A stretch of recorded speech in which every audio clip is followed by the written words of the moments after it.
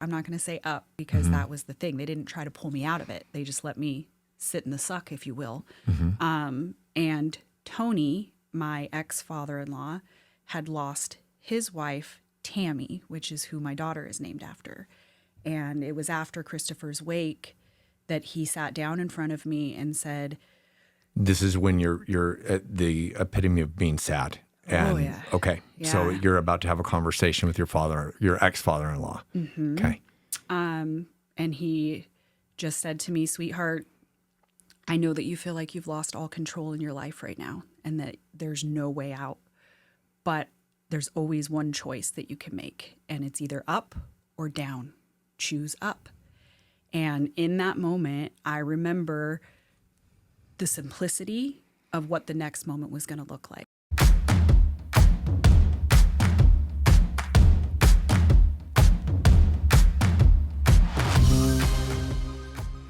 Most people think strength is about staying strong, but real strength shows up when life changes in an instant and you still choose how to move forward. Today's guest is Tristan Hite, a speaker, author, and advocate whose life has been shaped by profound loss and unimaginable challenges.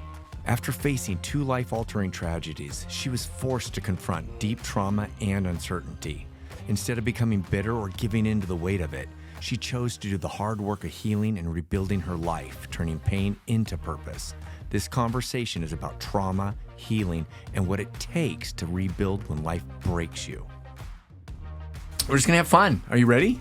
1, 2, 3, go. 1, 2, 3. Ooh, I love that.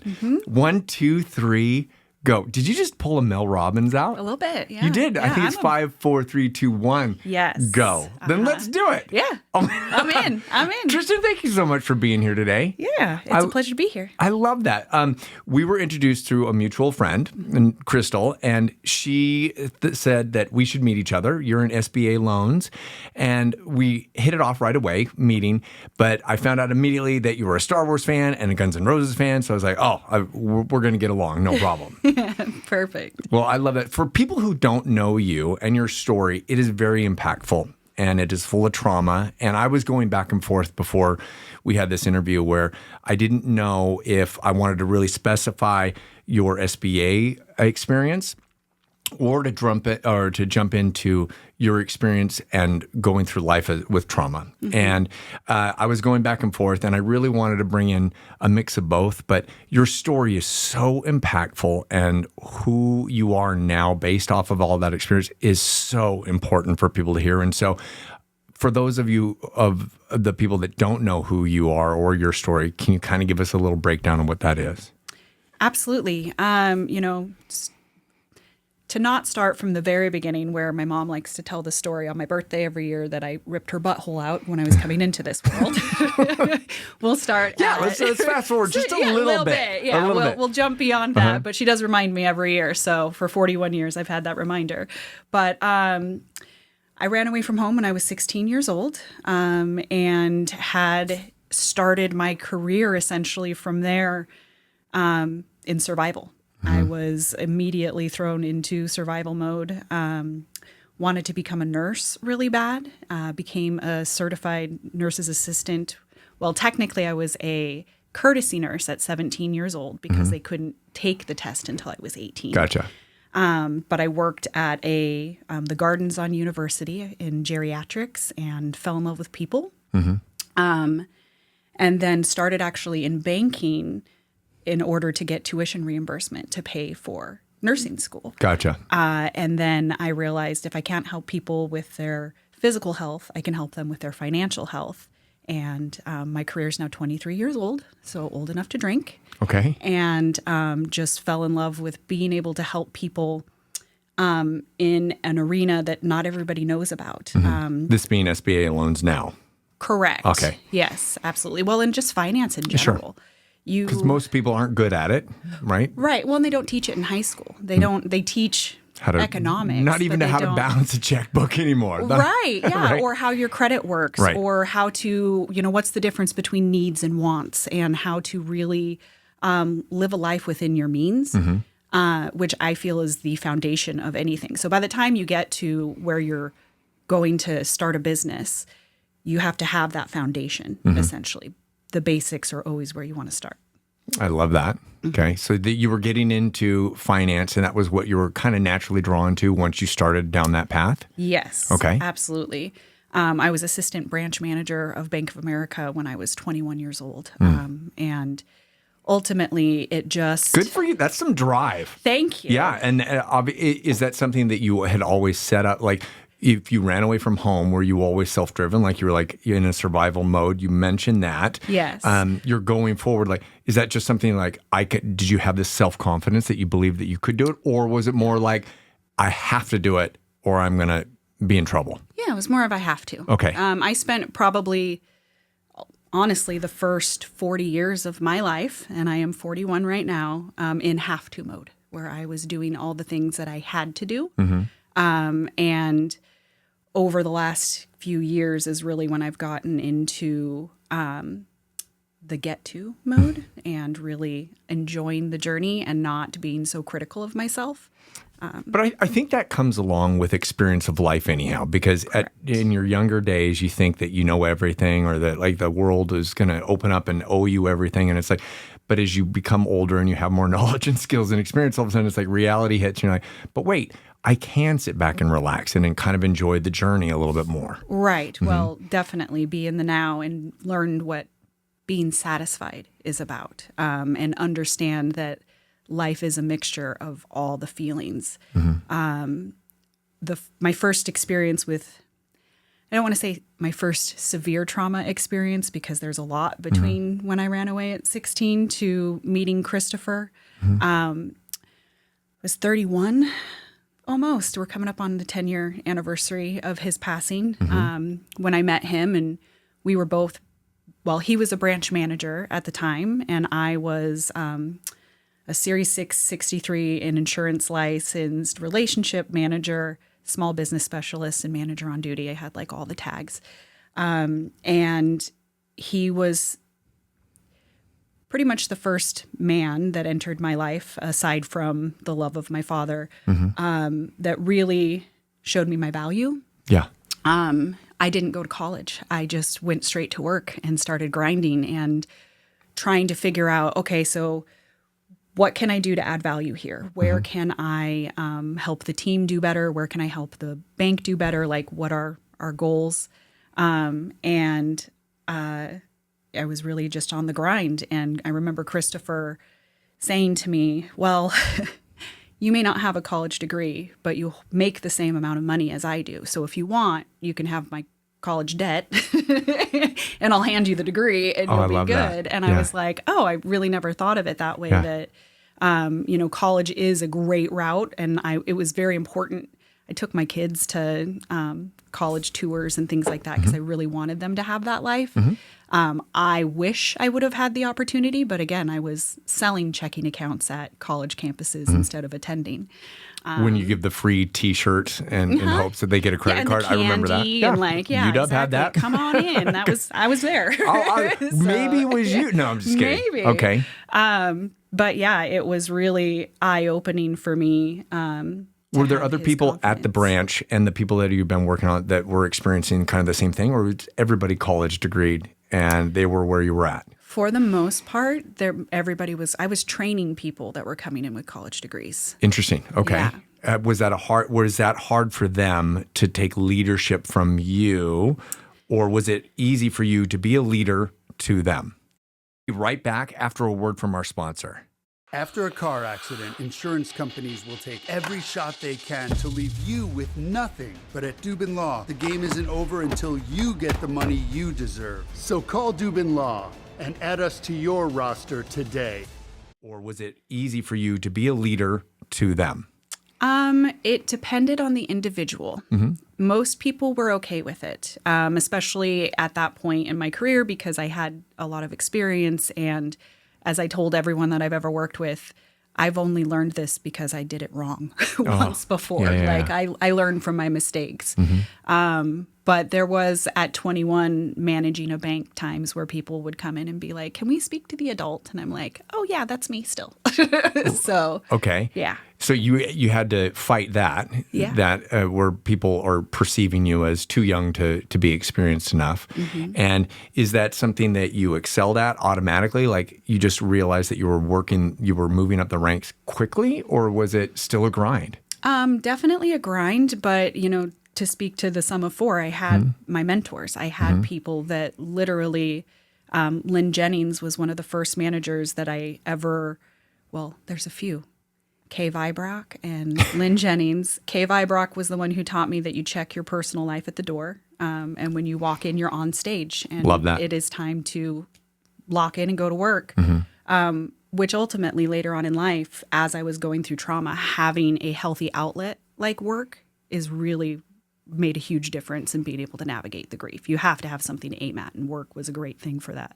Almost like an escape route, or not a route, but like distraction. A distraction. I like that. Whether that's a good book and falling into that, or a movie or something like that. Okay. Right, or putting your mind into work. And Lynn had taught me that if you bring me a question, bring a proposed solution with it. And I remember telling her, well, if I have a question, there's no way that I'm going to have a solution. She's like, know your resources. Call other people, call peers, ask some questions. It doesn't have to be the right solution, but I want you to try. That is golden. Way golden. Say that again, because I want everybody, especially the younger generations coming into the workforce. It's like, if you have a problem, like come with solution, because you might be able to come up with something that your leader or your boss or your manager doesn't know. Exactly. And if you solve that problem, you're going to get patted on the back. You might get a promotion. You might get some kind of reward, recognition, or maybe not. Maybe just somebody trusts you that much more. But it's like you do have more to give and value than most people think you do. 100%. So come to the floor with a solution, with something that you learned from a mentor of yours. That's right. Okay. Absolutely. And so you're at the bank, you're moving up, and Christopher is with you, and you guys are going back and forth, and you realize that you don't want the college debt. And so you're having this relationship with Christopher. Can you tell us about that? Well, that's where my love for Guns N' Roses that I had already had when I was a child really, it flourished. We bloomed. Many nights of us rocking out to, Sweet Child of Mine and Paradise City and My Michelle and Mr. Brownstone and just like all the different. You're definitely going Appetite for Destruction on this one. Yes. I love it. Okay. Realistically, I think that we listened to that album together more than we listened to each other probably. But So was it a tape? Was it a CD? CD. We were in the CD realm at that point. Nobody knows this, but I went on a road trip with friends, and one of the older boys had the Appetite for Destruction tape. And we listened to it the entire way up to Okanagan, from Spokane to Okanagan. And at the end of our trip, he sold it to me for $1. And that was my first tape that I ever bought. And I have listened to that thing so many times, and it takes me back so much. Yes, I do have my tape as well. You do too? Okay. Yes, but we had moved on from the little tape boombox to the CD boombox at that point. But he actually proposed to me at a Guns N' Roses concert. It was their Not in This Lifetime tour when they first kind of came back together, Axl and Slash. And it was amazing. It was one of the most incredible moments of my life. I was blindsided. I didn't see it coming. And he... tell me the story.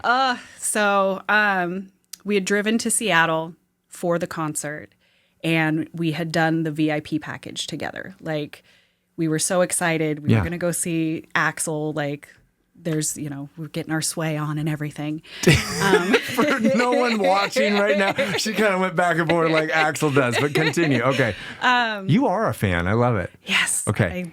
Again, his stage presence, he's a really excellent frontman. Okay. And we were at like the backdrop photo shoot, and he didn't ask anybody to record it, but somebody noticed that it was happening and happened to record it. So we have his proposal on video, which is now so incredibly sacred to my heart. But he just got down on one knee and had a prop. It was a Guns N' Roses ring box that said, "Tristan Ashley, will you take me to Paradise City and marry me?" Wow, that's good. I know. He's incredible.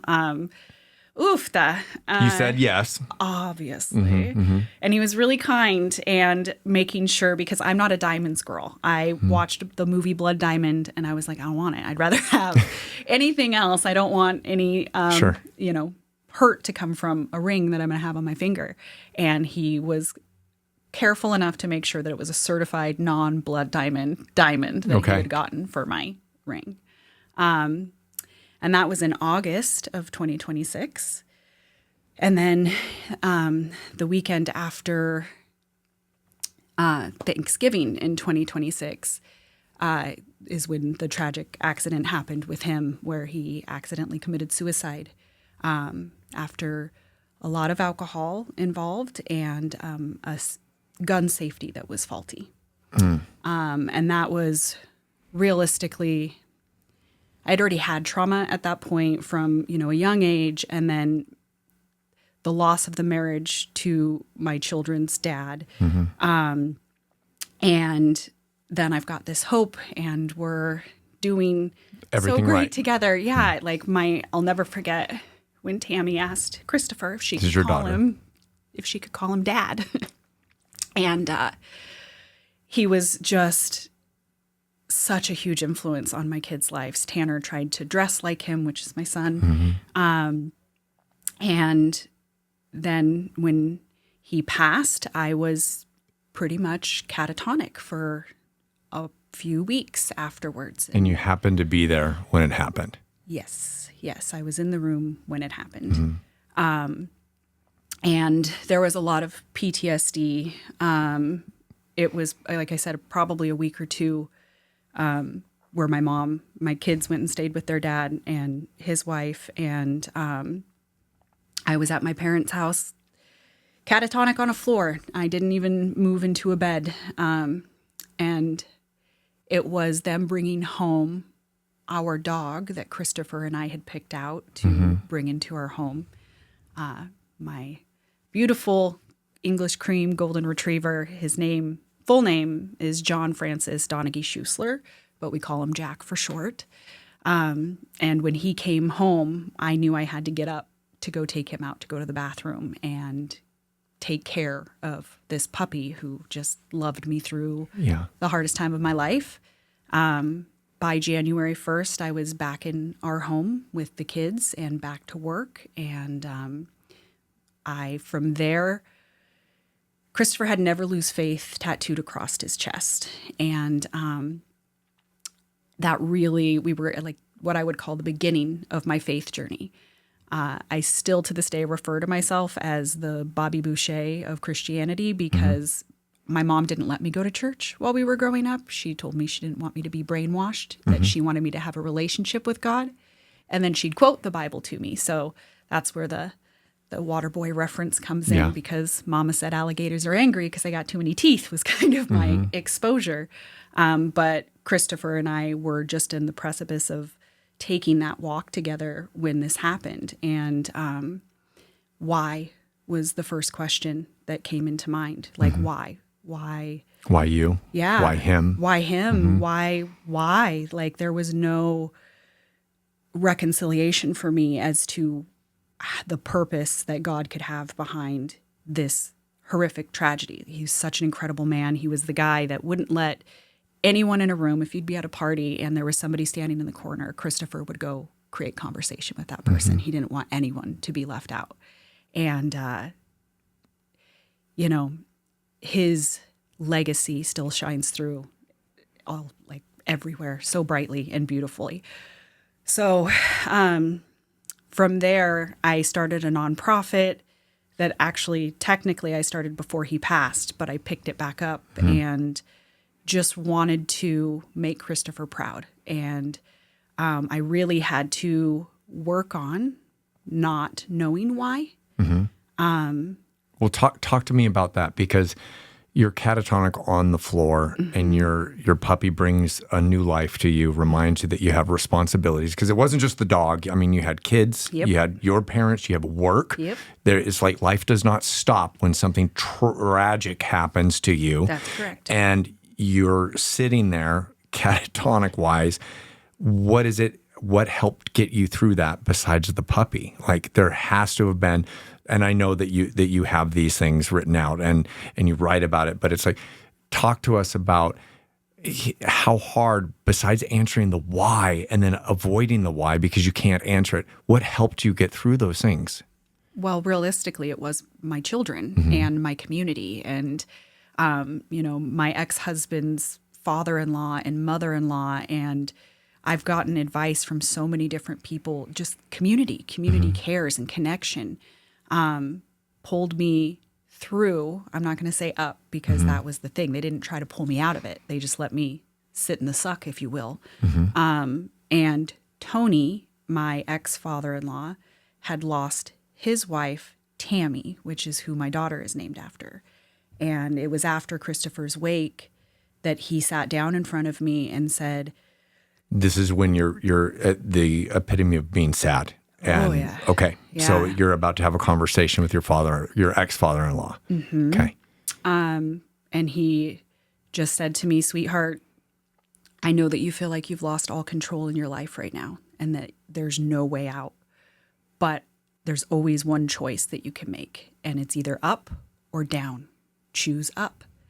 And in that moment, I remember the simplicity of what the next moment was going to look like. Sometimes people say you have to take it day by day. When trauma to that level occurs, you sometimes have to take it minute by minute. You sometimes have to take it hour by hour. And not looking too far down the road, but keeping your eyes forward, but in the car still. And really just, what's the next thing I'm going to do? And your breath will lead you back into your body. But I didn't learn that until the further tragedy of my life. So, well, before we go there, I also want to bring it back to that moment because it was all it took was a friendly voice, someone who's maybe experienced something that is similar, shared a story, and made you feel like it wasn't your fault and gave you hope with words. And I think that emphasizes the power of our words and the power that you might not think that you can impact anybody, but it's like you could be a friend, you could be a parent, you could be anybody. It's like your words have so much power. And sometimes that's all somebody needs to hear to make their day better. Or I was going to say, to give them hope to go the next minute or the next hour. That's exactly what he did. 100%. And, Tara, my mom, my sister, the list could go on and on for people that in different ways impacted different seasons of my life. And if you ever feel like you have something to say and it's nice, say it. Because you don't know if it can change that person's life. 1,000,000%. And there's so many different ways that you could say the same thing. And maybe I say it one way, you say it a different way, and then that's what resonates. So you just really never know. Or maybe it's the reinforcement of the words. Multiple times that you're hearing it. Yep, that you're like, oh, that's what I'm supposed to do. Well, I love that you had mentioned that because it reminds me of what David Goggins says about as a SEAL. And it's like, just thinking of the next second by second, right? Like, because if you can make it through that second, then the next second comes and it's like making it through that. Because when you're the life of sock, you coined it something that you're sitting in the sock. It's like, if you can make it that next second or that next minute and looking forward versus in the rearview mirror, that really helps a lot of people. Plus that confidence team of people that are around you that are trying to support you. Did you feel that a lot of people were telling you things that you were like, I don't want to hear it, or it really wasn't making a difference, or it was actually hurting more? That is an excellent question. And I do feel like that is where grace comes in. There was a period after losing Christopher that I didn't want anyone to look at me with sad eyes anymore because I had received so much love and pain and grief, and people, they can't help it. They're just like, oh, I'm so sorry. And sometimes things are said that hurt. Sometimes things are said that Like, for instance, I had a woman once say to me, "Oh, well, God must really hate you." And I was like, "Oh, Yeah. well, that stings a little bit Yeah. to hear." But she wasn't trying to be malicious. That's been my experience, is not one person that I've met and interacted with was trying to be malicious. It's kind of the understanding that people can only meet you with where they're at. And ultimately, giving them grace helps me give myself grace when I am sitting in my own suck and sad. And sometimes I still get angry. Like, it's just a byproduct Absolutely. of pain. But it's you being empathetic to the person who's trying to bring you up. But Right. then it's also the person trying to bring you up to be empathetic and put themselves in your shoes. Right. And what I wouldn't want people to think is that when somebody is in trauma or has gone through something tragic or just is having a really bad day, not to not say anything because you're worried about stepping Right. on their shoes or walking on eggshells. It's like, just put yourself in that person's shoes and be empathetic and have grace. And I love that you mentioned the have grace part. Yeah, absolutely. And again, you don't have to have the right words because there aren't always the right words. But ultimately just showing up and being there. And it's okay. This was the other piece for me. Talk about what's going on in your life. I had so many people that didn't want to complain about their husbands because they knew that I had just lost mine. 100%. And I'm like, no, please. Like, I need normalcy. I need you to still share your life with me. And yes, I'll be the one to give you perspective of, well, you realize that if he's not here anymore, you're going to miss the clothes on the ground. You're going to miss him leaving sodas open in the fridge. Like, all the little things that you're like, oh, this is mildly irritating. And then when it's not there anymore, I kept an open soda in my fridge for 2 years after Christopher passed. So you miss those little things. That's what really matters. I want people to hear that because that is, and that translates to so many different things in life. Like, as a parent with your kids, you don't know the last time that they're going to want to hold your hand. Right. You're not going to know the last time that they want you to pack a lunch or that they're going to want to listen to your Guns N' Roses in the car before they go into school. And you never know when that last moment is. So you need to appreciate that. And it is hard when you have gone through that and someone hasn't and they take it for granted. Right. But it's our job as an adult, as a parent, as a manager, as a leader or a boss. It's like, it's not the end of the world, but you still enjoy the moment because the suck is better than not sometimes. Right. And that takes a perspective and a behavioral change that sometimes you have to go through major trauma to achieve. So you leave this can open in the fridge that is awful and you're seeing it every day. It's reminding you of this. What else? I know that you had so many mentors, let's call them, but they're friends. They're people that cared about you, tribe. your tribe, your community. And you have these people that are around you. What were some specific things that really helped you get through it that somebody else might have done for you? So what's coming to mind at this moment is my friend Brittany. Her 2 daughters were best friends with my daughter. And Christopher had talked me into signing my daughter up in competitive cheerleading, which is a real thing. I thought Bring It On was just a movie. It is a real sport. Our daughter did it too. So Yes, so I'm you're with aware. you. You're familiar. Yes. It's and it's a brilliant sport. They're incredible athletes. But there is a lot of travel and things involved. And after the trauma of losing Christopher, I had to relearn how to talk to people in a normal setting because you're holding so much trauma and things that they say can be triggering. And you want to make sure that you're not trauma dumping on people. Yeah. And so I definitely cocooned inwards. And I was at a cheer comp in Missoula with my mom and Tammy. And it's if you've never been to Missoula's, Come On In is the name of the the hotel. Okay. I know it sounds... It reminds me of Come and Go gas stations on the East Coast. But yes. It's very community friendly because they have couches and tables for all the parents to be sitting at, and the kids are running around playing hide and seek in the hotel. And it's a wonderful hotel for sports teams that are traveling together.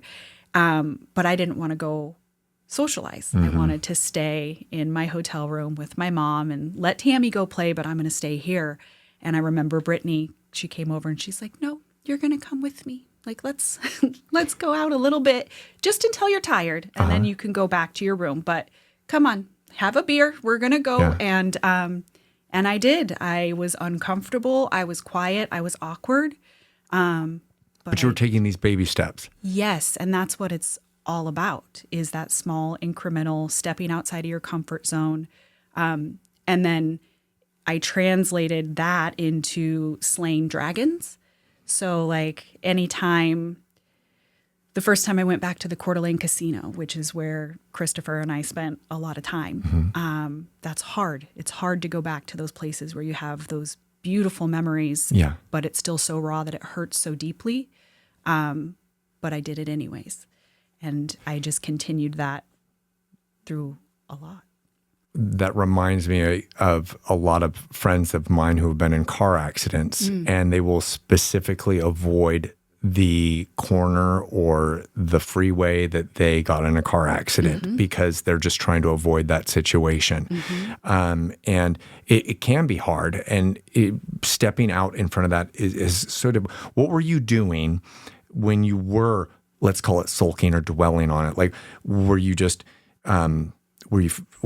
before the time, were you scrolling on your phone? Were you like watching? Did you notice that you were falling into that deep hole? Okay. And what were you doing that was a trigger that you were like, I realized this is what I was doing. This was my coping mechanism, and I had to get out of that. What was that? Well, I'm a leaky balloon. I cry a lot. My location of crying for choice was my closet alone in my bedroom. And I would drink wine. I was drinking wine when I was sad, and not in a way that it ended up affecting my career or my life. I take that back. I think any amount of drinking when you're sad affects your life in a negative way, personally. Because you're not there. You're not there with it. Well, I was going to say you're not being present with your child or your kids or your friends or your spouse or whoever you're with. Right. Yeah, I didn't allow the drinking to take that time. It was usually after the kids were in bed and I was alone that I would drink sad and cry a lot. But what I didn't realize I was doing was creating false positive feedback loops in my brain. And then it would get to a point where it was, COVID is coming in hot. And I'd be working and I'd be like, I can't wait till I get home and I can have a glass of wine. It doesn't help that my body is allergic to sulfites and alcohol and all these things. But ultimately I had to make the choice that, I decided that I would not drink when I'm sad because rubbing alcohol treats outside wounds, but drinking alcohol does not treat inside wounds. That's a clever little line. I like that. Thank you. But I essentially decided to only drink to celebrate. And to celebrate, I had to actually earn something. Okay. And so. Well, and that talks about kind of your SMART theory, right? Like, and you write about that in your book. And I think that applies to so much because, like, in Japan, I remember specifically if I studied very hard for a test, and I did well, I would reward myself at the end, that being the T of your SMART. And it's like being able to reward and look forward to that small little win, no matter what it looked like. I bought a DVD. That's what I would do if I did really well in a Japanese test.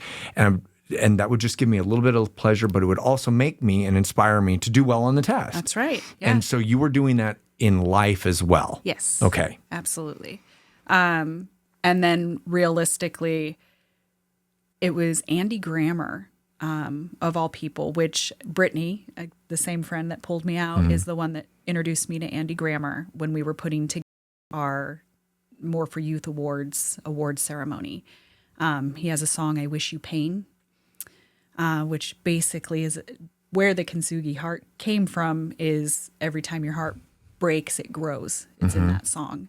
And he talks about going on the offense with your grief. So when I'm sitting there and I'm sad and I'm crying and I've gotten rid of the wine, but now I'm just crying, I realized that in order to move out of that, I needed to focus on gratitude.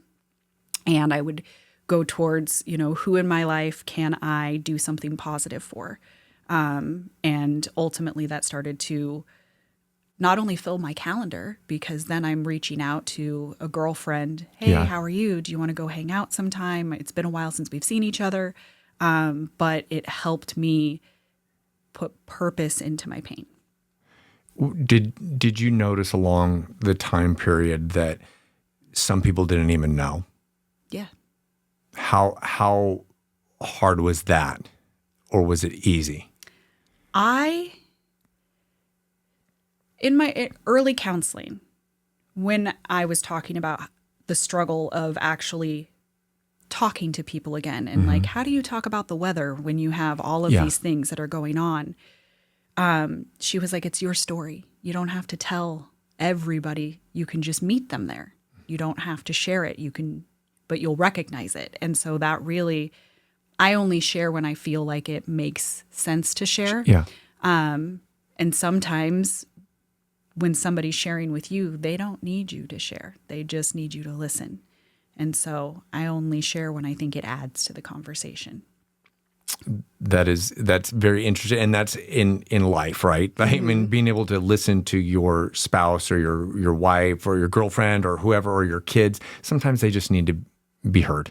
Right. And my wife always says that. She's like, sometimes I just want you to listen. And I'm like, okay, do you want me to? Yeah, don't fix it. Just don't listen. fix it. And I am a fixer. I love to fix it. She hates it. And it's taken us 12 years to figure that out. But, and it's still, once again, it's something that I'm learning to navigate. Right. And because I can't fix all of her problems, but sometimes she just needs that ear. And so you had people in your corner who you could hear or who would listen to you, and maybe you would bring value to them, and maybe you would share with them your story because maybe it would help them too. Right. Absolutely. Because a lot of people, I think that's a part of the podcast too, is that it's like a lot of people need to hear something from somebody else and say, wow, that resonated with me. And if she could do it, then I know I can do it. Oh, 100%. And I think that's the value. And I know that's why, A, you wrote your book, and B, you continue to talk about that because you're a speaker as well. And it's like being able to share this, maybe you will impact those people because you do bring value to what you do. Thank you. And your book is amazing. So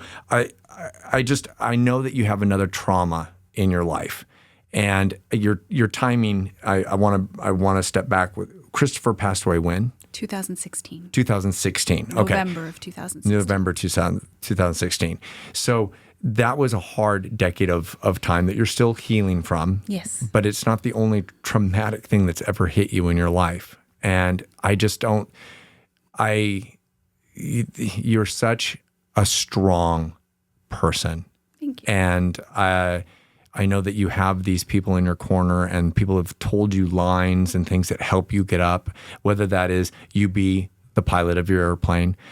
But every day, people go through things, but there's real trauma. And your second trauma happened how? So COVID hit.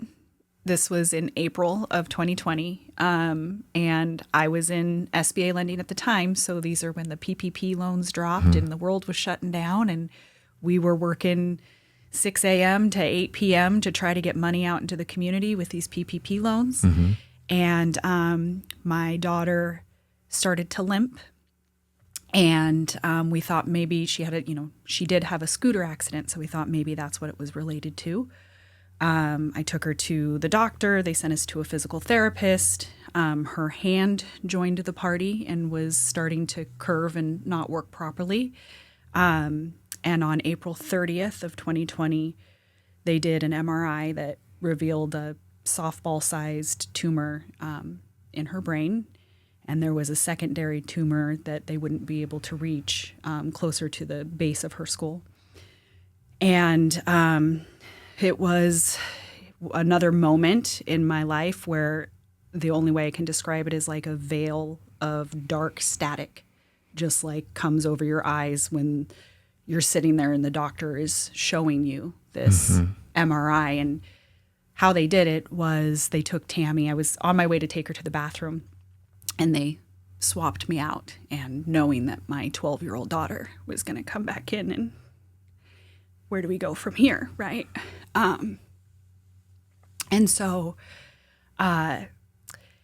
with Christopher and the why and the diagnosis, and this was, I believe, a Thursday night, and they put us in room 314. And the reason that's important is because Christopher's number was 14. His jerseys, his last four of his cell phone was 1414 because he was able to find that number. Like everything with him was 14. And They put us in room 314. And that night they let me sleep in the hospital bed with Tammy. And the next morning, May 1st, she was getting her surgery.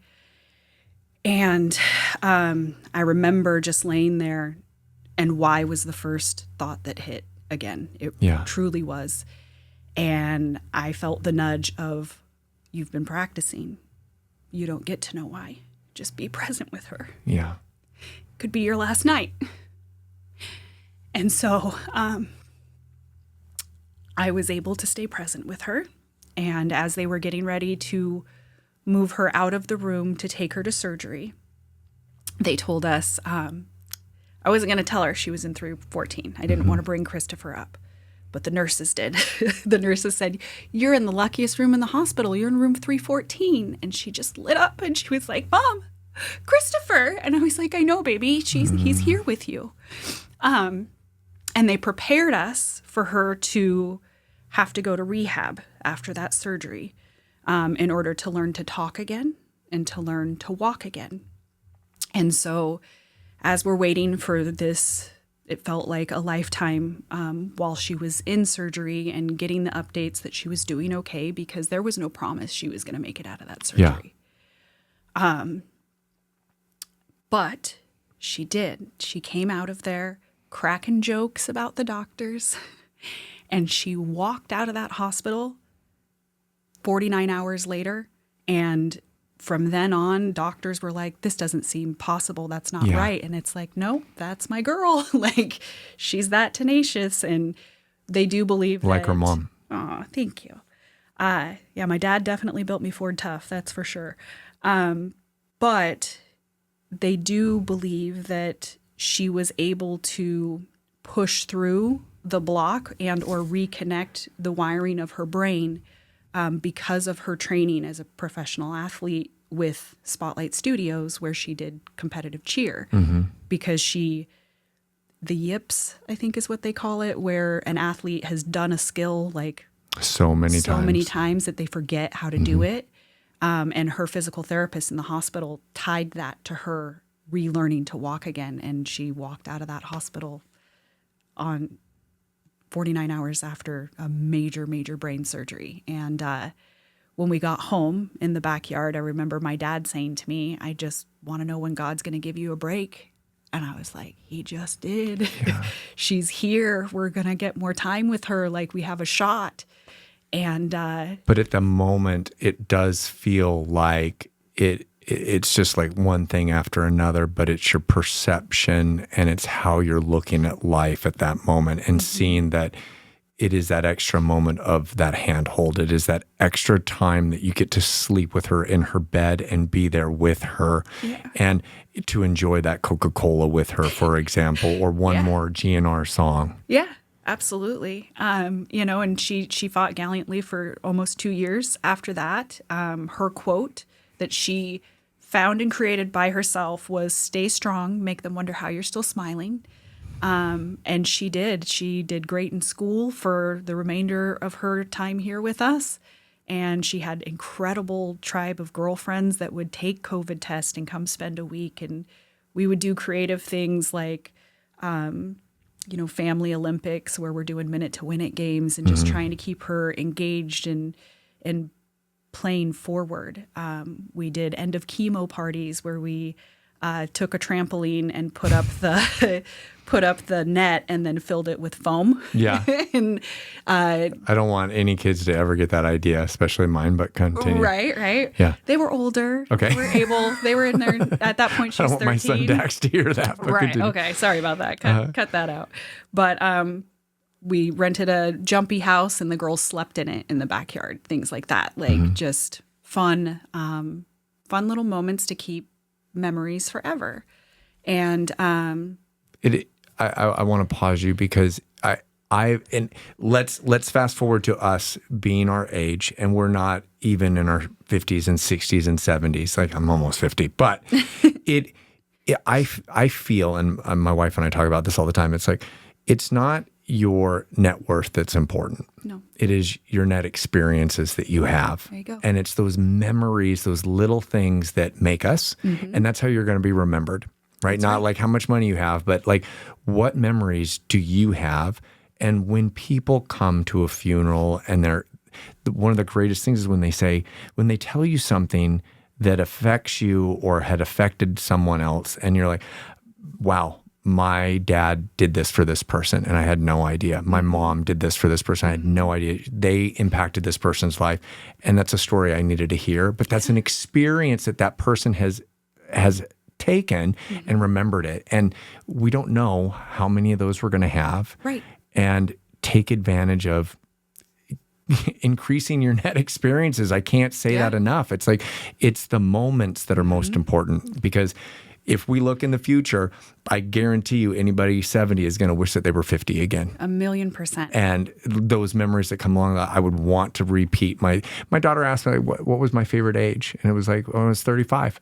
And she was like, well, why is that? And I go, well, that's when I met your mom, but I'm never going to be 35 again. But now my greatest memories are going to be when I'm 49 right now. And when I'm 55, I'm going to say it's 49. Yeah. Because I don't know anybody who doesn't look back and say, I wish that I had that again. 100%. And happiness should never be tied to revenue. And that is the biggest thing. Like, you have to learn to find your happiness with where you're at now. If you're continuing to chase, when this happens, when I make this achievement, you'll just continue to chase it. So I have plugged Jeff Olson's book, The Slight Edge, like 5 times in the last month. And he basically talks about happiness does not come from that boat, that car, that relationship, that money or job. It's like, you have to be happy, and those are a result of you being happy. You just happen to be successful at life if you're happy. And it's like, if you can find your happy point, but you have to start there, and you have to be there. Yes, the and foundation. Through trauma and challenge, getting there is difficult. It is. So how did you bounce back again after your daughter? Well, Tam's... I love that you nickname her that. I think it's very sweet. And you do that in the book too. Yes. Well, Tammy Laws. She's got lots. I call my kids all sorts of different. My son is Schmoopy. I call him Schmoopy Poo. He loves it and hates it at the same time. I won't tell him. We won't plug him on that one. Okay, deal. I won't tell Dax about the trampoline with the foam in it. Okay. Deal. But ultimately, after Tam's passed, I was experiencing rolling panic attacks, which was a new thing for me. I had panic attacks after Christopher passed. A loud noise, a balloon popping at Chuck E. Cheese that I wasn't expecting. Those things threw me right back into that moment. And after Tam's passed, they were rolling, meaning there wasn't necessarily a trigger that caused the anxiety to come up into my body where I couldn't breathe. And I had to physically go remove myself from whatever situation I was in. And I had already been doing a lot of research. And then, of course, with Tammy's brain tumor, neuroscience came in. Mel Robbins is a big influence. Jordan Peterson really helped me through understanding his 12 rules of life, things like that.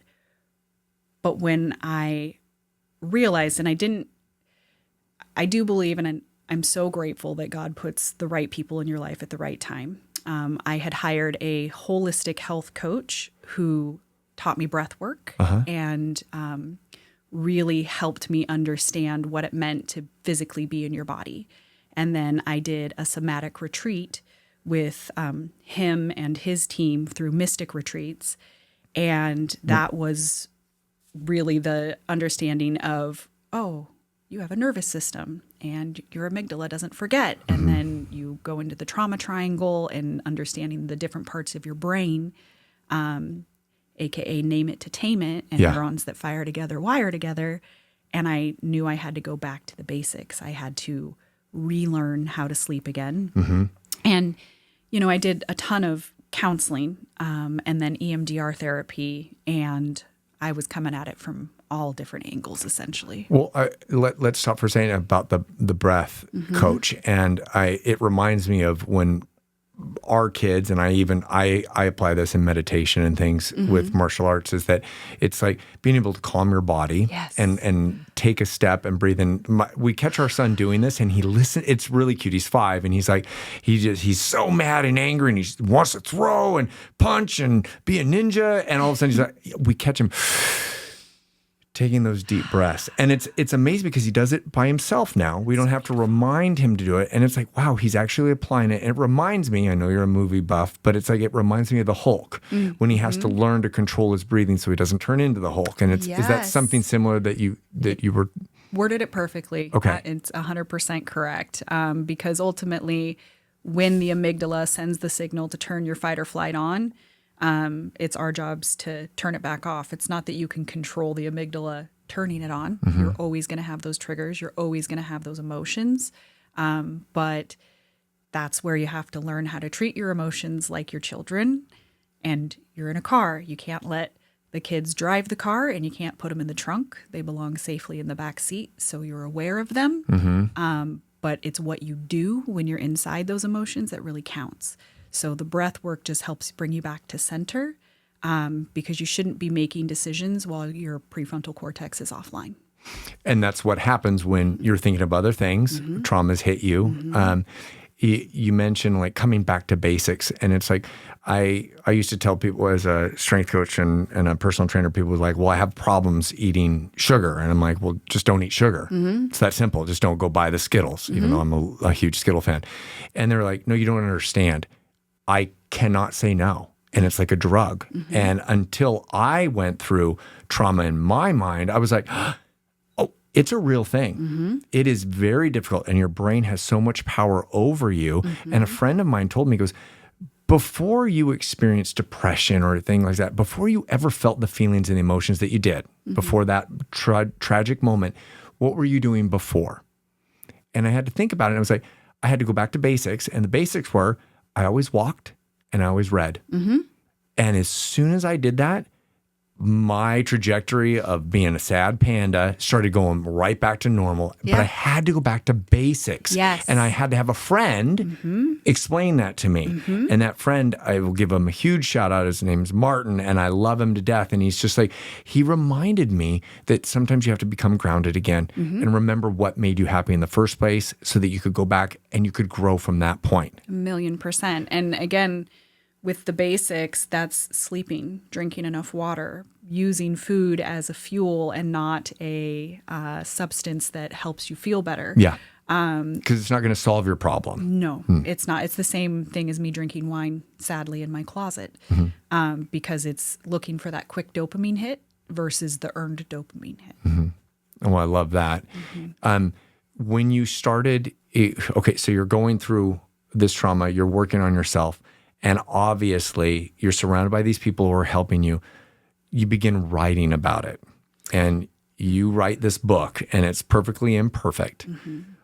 Can you tell me about the origin of this book and what you wanted it to be? Yes. So Tammy turned 18 December 13th this last year. This is her senior year of high school. And every year since she passed, I've done something with her tribe.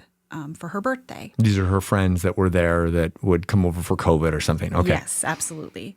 And I'm still so incredibly blessed to be such a part of their lives. I get to go watch them graduate, watch them play games, watch them give speeches, and like it's beauty and pain all at the same time.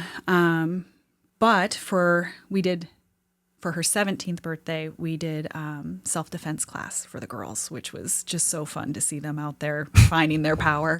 And so for her 18th birthday, I wanted to give them everything that I would want Tammy to know when she turned 18. So basically, I'm going to try to take everything that I've learned in 40 years and present it in a way that my kid can understand. Like, it doesn't have to be that hard. You've already done it. You've already made it. It's like you are so loved and you are so bright and you are so beautiful.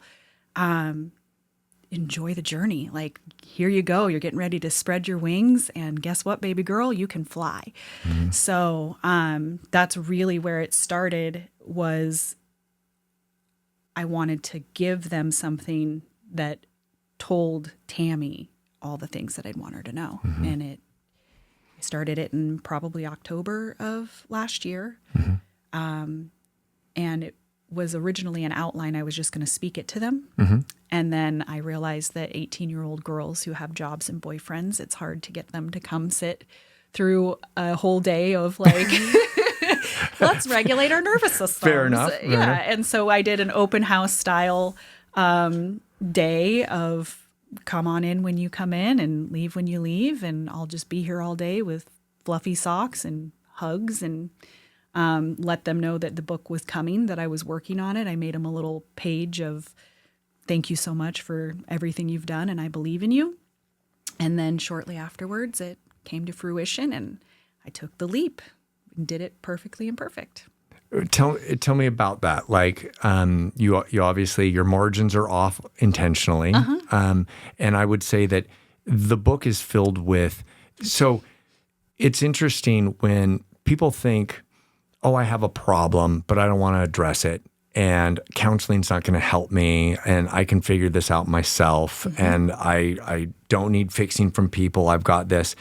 And what I've always found with counseling or therapy or friend groups or confidence team or your tribe mm-hmm. is that they do give you the tools mm-hmm. that you might not know. Right. And they're an expert. The counselor's not there to fix the problem. They're there to give you tools so that you can, if you choose to, apply them. Right. It's just like physical therapy. They give you the tools that you can go home and do your homework mm-hmm. in order to rehab your knee or your shoulder, or your hip or something.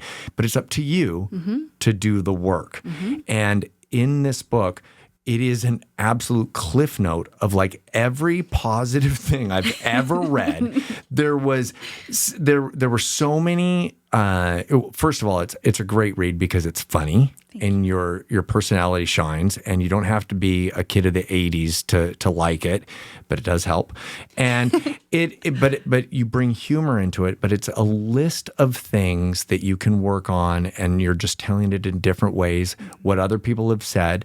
And it's just this giant cliff note group of tools that anyone, whether you're 18 mm-hmm. and you're having problems mm-hmm. or you've gone through something traumatic. Mm-hmm. And so you say that you describe the book as something that you're helping other people mm-hmm. and giving them the tools that they may not even know that they need mm-hmm. in order to basically, I don't want to say succeed in life, but to have the confidence and the foundation necessary to maybe possibly find their happiness. Right, to do hard things, because life isn't easy and happiness isn't something that you get to experience 24/7.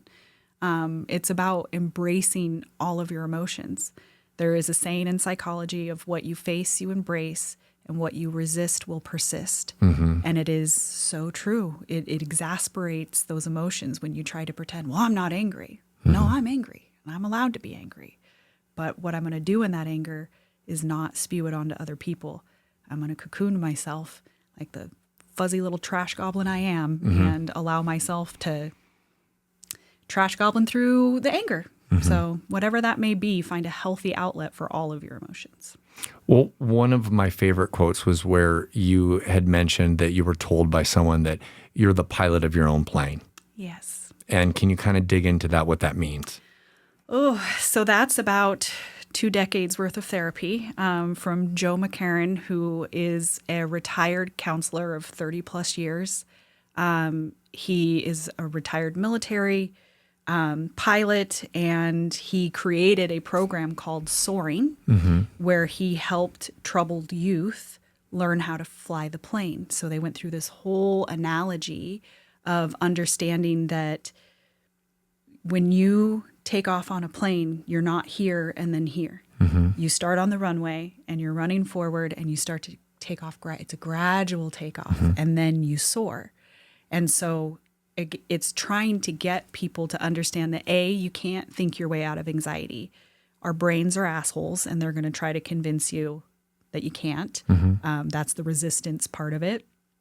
But ultimately, it doesn't matter if you're scared. It doesn't matter what feeling you're having. It's still your responsibility to fly the fucking plane. And when you understand that and embrace it, you really get to enjoy the soaring part of the plane. So, which would be like the high of skiing or wakeboarding. It's like you're at that ultimate freedom. And in F1 with Brad Pitt, when he's like, it's just the very last little bit where he's just flying. And he's soaring. And it takes a lot of work to get to there. Right. And then there's an after that. But it's like, that's like the peak. But mine, I mean, it can be snowboarding. It can be something that creates adrenaline in that way. For me, it can be also as simple as sitting home with my dogs and a few lit candles and a fun movie on, curled up with popcorn. Like, it doesn't have to be extravagant to feel that freedom of, even if this branch breaks, I know I can fly. I know I'm going to be okay. I know that. And you reference that with a bird. They're not afraid of the branch giving out because they can rely on they trust that their wings are going to be okay. Correct. Yeah. And that was, another piece of, I had to learn to trust again. So I've felt it. I have heard it. I know people in my life still today that'll say things like, well, I can't do that. I'm a horrible sleeper. I'm not good at this. And it's like, if you keep talking to yourself like that, going back to the fact that words have power and that our brains listen to us, if you keep talking like that, then you can't. But if you say, I'm learning to be a better sleeper, I am learning to trust again, I am learning to spread my wings and trust my wings, that's the first step. And then you just continue to build on it very atomically. Well, and you mentioned also that it's about these baby steps of loving yourself, baby yourself, right? Babysit myself. Babysit yourself, right? Yeah. Can you explain that? So that essentially stemmed from me learning to be a better sleeper. I was not great at sleeping. I was not great at... Hold on. My wife has to hear this. Continue.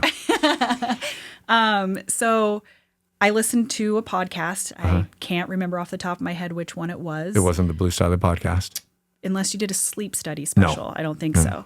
But essentially it explained that if you don't get at least 7 hours of sleep at night and your brain isn't getting sufficient REM sleep, then you are experiencing REM sleep while you're awake. Like your brain forces it on you. And literally while you're sleeping, your brain is performing life-saving maintenance that your body needs. So it's so important. If we didn't need sleep, we wouldn't sleep. Sure. You're the most vulnerable when you're sleeping. You're not getting anything accomplished. Like, we have to learn to embrace the sleep. So 7 hours became my goal. And so whenever I had to get up, I would be counting backwards to make sure that I was babysitting myself, putting my phone down. I bought a sleep mask because apparently our eyelids don't actually block anything out. Okay. And when you have the least amount of, stimulus, that's where your brain starts to allow it to slow down. I did brain mapping recently and learned that my sympathetic nervous system, because of the trauma that I've experienced, has a hard time shutting off and handing over to my parasympathetic nervous system, which that doctor was like, you realize that you just wrote down all the things that help you do that. And I'm like, oh, cool. So you're telling me I figured it out. Sure. But essentially, I had to start a long runway of downshifting the car. And then I had to stop focusing on sleeping and start focusing on resting. So that's where the breath work came in to really activate my vagus nerve, leaving a pad and piece of paper next to my bed so that I can write things down as they pop into my head, so that that'll be there tomorrow. We're not saving the world tonight. Let it go. We're going to rest now. You did all the things.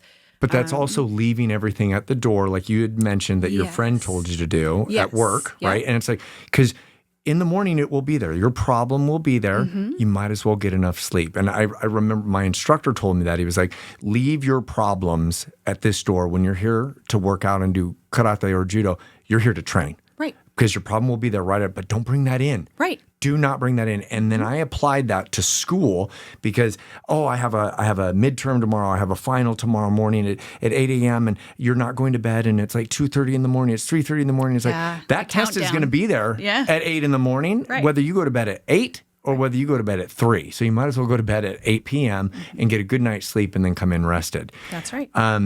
You also mentioned about the REM and that 7 hours importance. And I'm a huge coffee drinker, and I can go to bed with a cup of coffee. That's impressive. I can 100%, no problem. My wife hates me. But what I didn't realize, and I believe Harvard did a survey or some kind of a study where they found that what actually is happening is, yes, I can go to bed on caffeine, but I don't hit REM like somebody else. And when I thought of that, I was like, maybe I can go to bed, but if I'm not hitting that REM and that's so important, I stopped drinking coffee at night. Right. Because even though I can go to bed, even the idea of like, okay, I know REM is so important to me, I'm going to cut that out. And so that's something I gave up for that. Yeah. Well, and when you start to take care of yourself like you would your child, right? Like you wouldn't give your kid caffeine right before bed. So why are you giving it to yourself? So but that's you're babysitting yourself. Yes. And that's exactly what you had brought up. It's like, how are you talking to yourself? How are you loving yourself? Would you say something mean to yourself? Right. Or would you say it to would you say that to somebody else? Right. And would you want to hear it if you're saying it to yourself? 100%. And really, again, it's the ownership of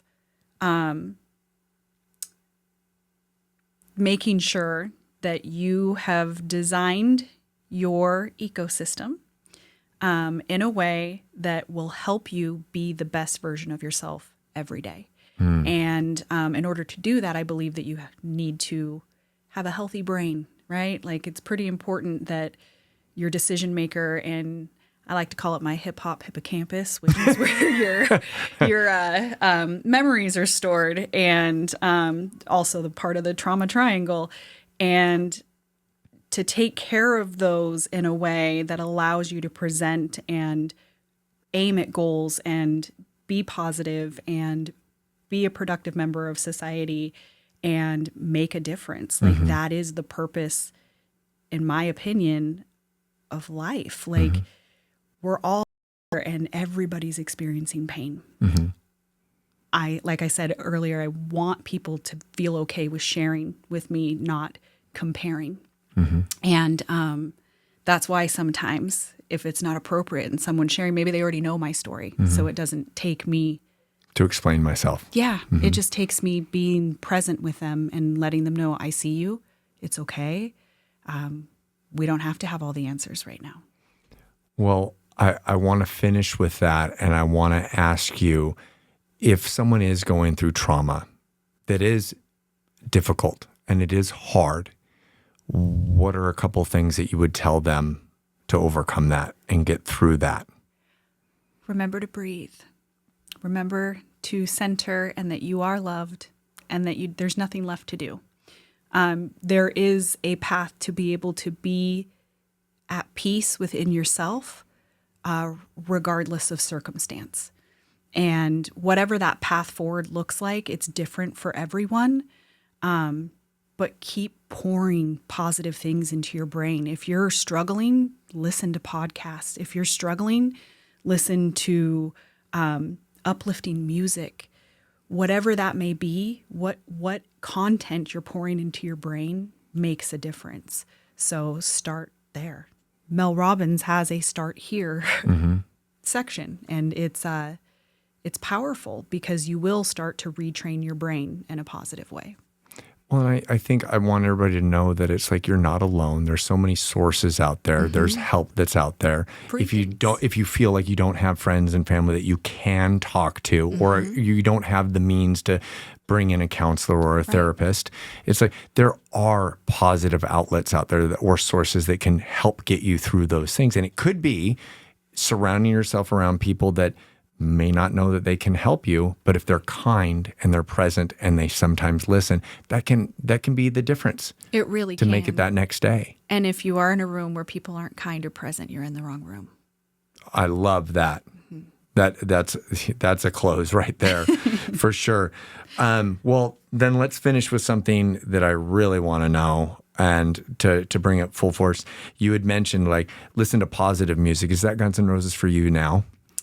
You know, Guns N' Roses is so like my license plate is Mrs. GNR still to this day. Christopher had Mr. GNFNR, so I've just always kept my Mrs. G. He sure did because he had the extra space to do so. Sweet Child of Mine was played at both Christopher's and Tammy's funeral. So that song is very bittersweet for me. But yes, there are plenty of other wonderful GNR songs that I can rock out to. Andy Grammer is, again, a very powerful musician for me. He has a song called Not the End, and it's Lisa's song, and it's reminding people that if it's not all right, then it's not the end. So it's those sorts of positive affirmations and tunes. Reminders. Yeah, you're not alone, and it's going to be okay. Even when it feels like it won't be, just keep breathing. That's your only job. Well, and in the movie G.I. Jane, when she's going through the exercise and he says, pain just means that you're still here and you're alive. Yes. And it's like that you've got to keep moving forward. Yeah. Okay, just because you're a Star Wars fan and I love you to death for that, would you say that your life is more like Luke Skywalker going through to try to find purpose? Or are you more on the dark side and you're trying to find your way through the light or to the light? You know, my love for Star Wars was developed through a wonderful man named Jeremy West, who also gave me the outlook of if you're going to think of the worst case scenario, you should think of the best case scenario. And I'm going to have to go with like option C here and say I've resonated most with Ahsoka's story. She was trained by Anakin before he went to the dark side. So, and her lightsaber is white, which means she's in between both. I feel like I have seen the dark side. I have lived there. I have experienced it, and I've seen the light side because the cost of love is loss. And all of it's beautiful. Life is beautiful and messy, and I have had such incredible people that have entered my life at that most precious times. And love is the answer. Everything else is an illusion. So we all have light and dark. Feed the light wolf instead of the dark wolf more. Well, and I want to say that it's like those dark moments are some of the ones that you can learn from the most and then share and change somebody else's life. And your book is filled with impactful tools, and it is a roadmap to get out of that dark hole. And I love it, and I want people to read it. And I think what you're doing on the speaking stage and at work and with your family, you are making a difference. And I'm so honored to know you and so honored that Crystal introduced us and that you were willing to come on and share your story. And thank you for being a part of my life. And I just want people to know your story because they're not alone. And everyone does go through some kind of pain. And if Tristan could make it through these horrible heartbreaks, you can too. Thank you. Thank you so much, Tristan. Thank you. Couldn't agree more. Thank you. Yeah. If this episode brings you value or you know someone who could benefit from it, the best way to support the show is by sharing and subscribing. It's completely free and helps us reach more people. And if you have any questions, feedback, or guests you'd like me to interview, drop a comment while you're there. I'd love to hear from you. And most importantly, thank you for tuning in. And let's continue sharing optimism and positivity.